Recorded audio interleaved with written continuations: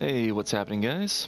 I want to discuss my Stamina Nightblade build for Clockwork City. I'm going to try to go through this stuff fairly quickly. That way you guys can kind of move on with your lives here, but let's see. For gear, I use 5-piece fortified brass. I use the Great Sword when it comes to the 2H due to the extra 5% damage. This is good against all players, whereas the Maul is primarily better when it comes to heavier armored, which you might consider due to, well, fortified brass, but I just prefer the Great Sword. It works good against damage shields, which I find are a little bit on the strong side. Let's see, I use 1-piece Molokena because I don't need the 1-piece Pirate Skeleton if I have a crap ton of mitigation from Fortified, which, in case you guys are wondering, Fortified Brass does, let's see, 1200 max health and a grand total of 8000 mitigation. So this allows you to pretty much play light or medium while having the resistances of heavy. If it sounds imbalanced, it's probably because it is. Let's see. I also use 5-piece Bone Pirate. This does max stam, stam recovery, max stam, and then while you have a drink buff active, it increases your max stam by pretty much 2,000, and your stam recovery by 150 when everything's gold. Let's see. As far as the traits, all of it is impenetrable. All of it is glyphed with stamina. When it comes to their weapons, I use Nirnhone for my Greatsword trait with a weapon damage enchant. For my bow, I use the Master's Bow, and the Master's Bow is acquired from Dragonstar Arena and Vet. I have it with the Charge trait. I didn't get it dropped in Charge. I'm not sure if it does, but I use the Transportation Station in order to change it to Charged. I have that glyphed with the Disease, and that's actually the purpose behind Charge, because Charge makes it so when you proc your Disease glyph, you have pretty much a 2 out of 3 chance of causing major defile on your opponent. This, in conjunction with Endcap, makes it so your opponent's healing is pretty terrible for the majority of the time they're fighting you. Let's see.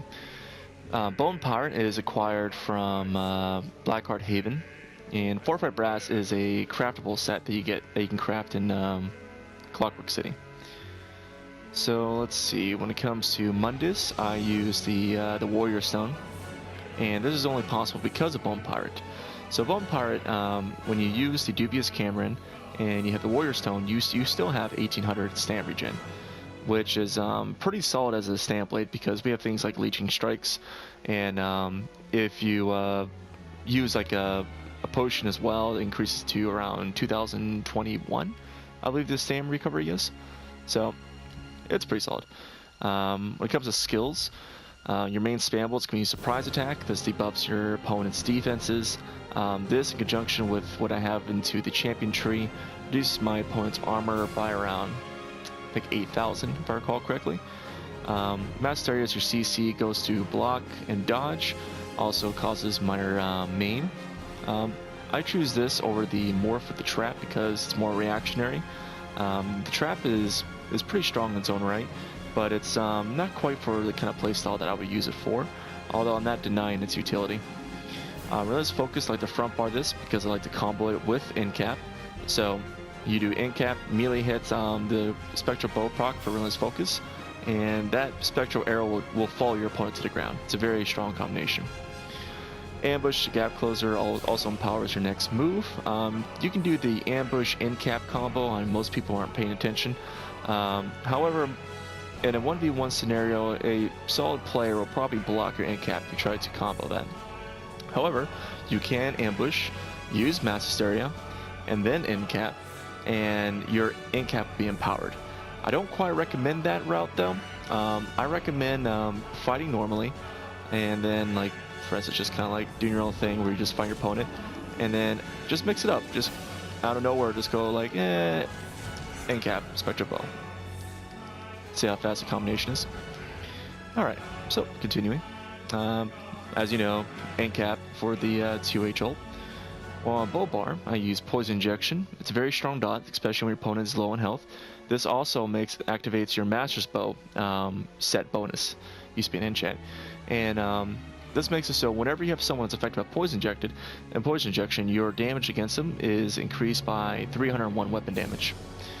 Shadow Image is more reliable than Cloak in my opinion. Essentially, you can put this move anywhere, say here, and I'm fighting this guy over here, blah blah blah.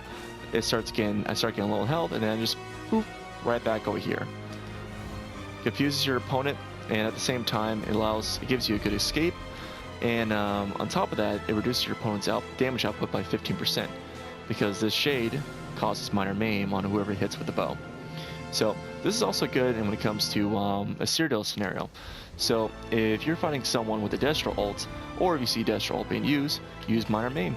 Now everyone they hit, all your allies, they're going to receive 15% less damage because you applied that onto the Destro ult using opponent.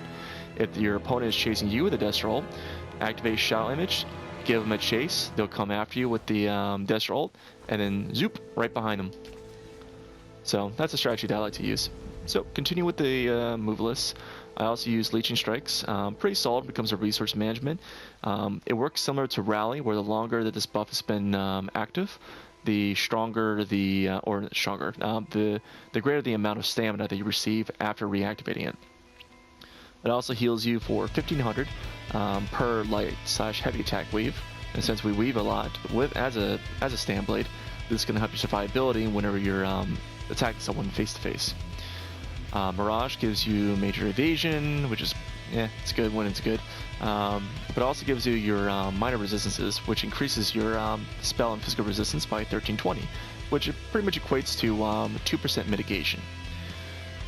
Alright, Resolving Vigor. This is pretty much the main stam heal of the game. I use Dawnbreaker Smiting. It's really great when it comes to 1vx scenario.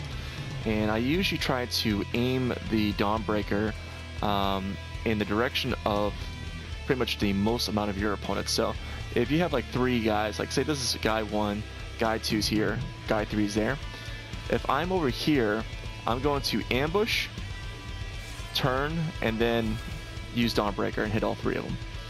Dawnbreaker also works well if you're going against an opponent that likes to dodge roll a lot. So if you want, you can get them low, just pretty much, I'll show you. Keep up your dot, keep up the pressure with prize tag, relentless focus. They get low in health, they start dodge rolling away, use Dawnbreaker, finish them off. Works out well. Let's see, so that's it when it comes to abilities. Let me go over my champion points. Let's see, I got 23 into Warlord, I have 37 to Siphoner. This is good because Siphoner reduces the resources gained from all sources, including potions, things like Battle Roar, things such as Leeching Strikes, for instance, regen, minor magic steal. Essentially, if he gives you resources, it gets reduced. So it's now worth using, in my opinion. 23 in Warlord, so this pretty much reduces the cost of Break Free. 75 in Mooncalf. Don't recommend putting any more into this because pretty much it's at 14% with 75 points. With 100 points, it's 15%. So 25 points for all 1%. Not quite worth it. 51 Befoul, definitely worth investing into. Reason being is because, like I said, due to a charged disease glyph bow, every time you proc the disease enchant on your opponent, you have a 2 out of 3 chance to reduce their healing. And also when you use Incap, you reduce the healing, so definitely worth investing in. Tumbling reduces the cost of dodge rolling. Let's see, I got 44 in there. Got nothing in this tree. I have 81 to Master of Arms, 40 into Shattering Blows because damage shields are OP. And also, by having at least 120 points as Constellation, you unlock Tactician, which whenever you dodge roll or RNG dodge roll with evasion, you set your opponent off balance. Which, if you have 75 points into this tree, you will unlock Exploiter, which increases your damage output against off-balance opponents by 10%. I have 56 into Mighty, 23 into Precise Strikes, and then dump the rest into Piercing. When it comes to my Red's CP points, I have 37 to Elemental Defender, 37 to Hardy, 66 into Thick Skin, 66 into Ironclad, and then I dump the rest into Resistant. Alright, well, I think that about covers it. I don't know if there's something I failed to mention. Here, let me show you my stats in case I haven't done that yet. So let's see, we're looking at 4016 with the enchant, 3557 with the without the enchant for weapon damage. Your crit chance can be 40%. The physical and spell resistance is 27 when fully buffed. Here, in case you didn't catch it, there you go. In PvP with Battle Spirit, your max health is around 25,000. You have 37,000 max stam. Recovery, fully buffed, is going to be 1802. With a potion, this potion increases my crit as well. It's 2023, and now my crit's up to 50%. And my crit resistance is 2506. That's because I wear all in pen, and I have I think it's 20 points as a resistant. I have to double check into the champion tree. Alright, I have all my attributes into stamina. My race is Nord. Pretty much any race will do. They each have their own strengths. Nord's going to give you even more mitigation, so it's 6% less damage received. So that means, let's see, even though I'm at 27,000 mitigation, 6%, let's see, 6 times 660 would be, let's see, 36 plus, would be around 4,000 change. However, it's not literally the that amount. It gets diminished returns the more you have, so it's more like probably like a 4%. I haven't done the math.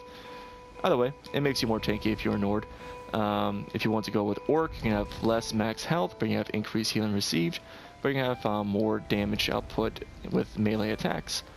Pretty solid choice in my opinion. Imperial is just going to be pure max stats. You're going to have more health, more stamina, less mitigation, less healing.